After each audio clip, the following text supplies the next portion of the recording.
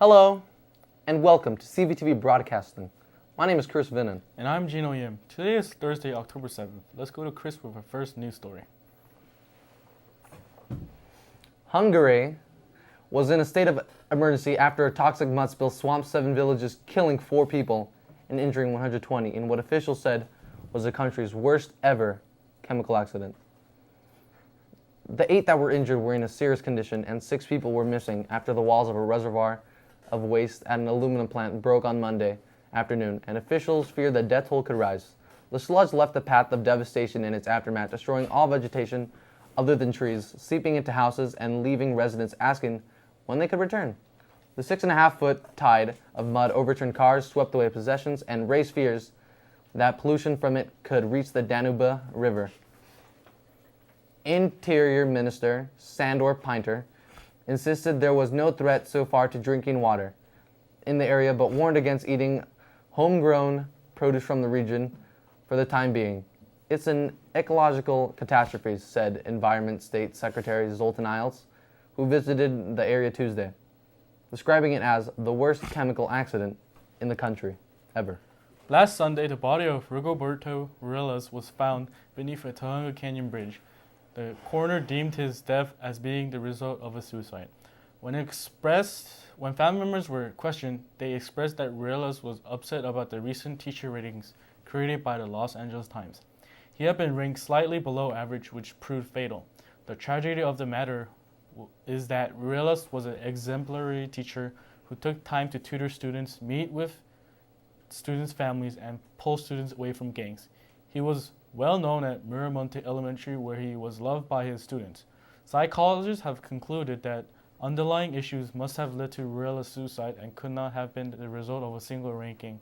However, explanations were not comforting to attendees of Rigoberto's funeral, whose facial expression transcended mere grief. Despite this unfortunate event, many still uphold the teacher rating project. 50 years ago this September, about 480 sophomores walked into the brand new Crescent Valley High School building, starting a legacy of academic excellence. A new level, 50 years of excellence, of volunteerism, and the beginning of an athletic dynasty. That first year, sophomores were the only high school students on campus. Crescent Valley High School, which opened in 1960, will be celebrating its 50th anniversary on October 7th, with an open house from 5 p.m. to 8 p.m. on the school's campus. The public is welcome to come to the celebration. We will have students performing, and we'll have guest speakers, invited Lisa Reed, CBHS assistant principal and chair of the event. The school is planning some trips down memory lane, and some traditions are being brought back. There are plans for a bonfire and powder puff football game for homecoming. Each teacher will bring a little presents like fruit or a nice lunch to their player of the week of the game. The teacher then wears the player's jersey the day of the game. It seems to build school spirit, Reed added. Hope to see y'all there. Following a report of the widespread withdrawal of welfare funds from vacation spots, Governor Schwarzenegger has blocked these sort of transactions.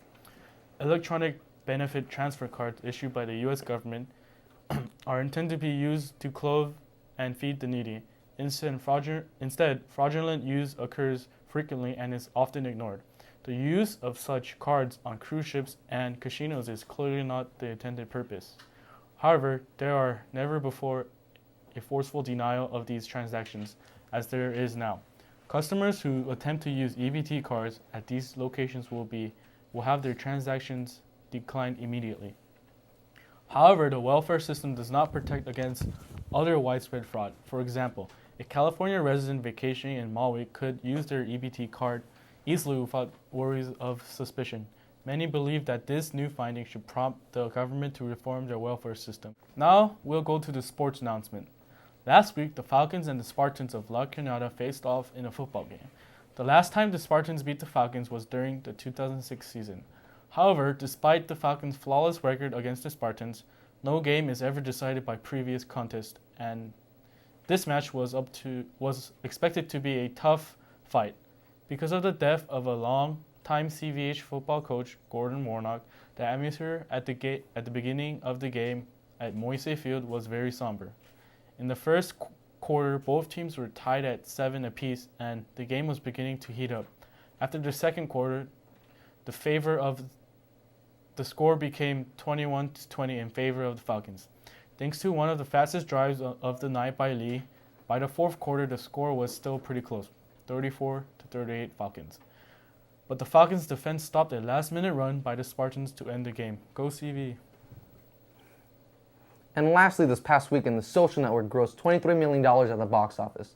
The film portrays the controversial rise of the social website Facebook. The movie's appeal is in the widespread appeal of Facebook itself, and most moviegoers wish to learn more about their well-known sanctuary. Movie critics gave The Social Network a B+ rating and unanimously praised its success. Well, that's the end of our show.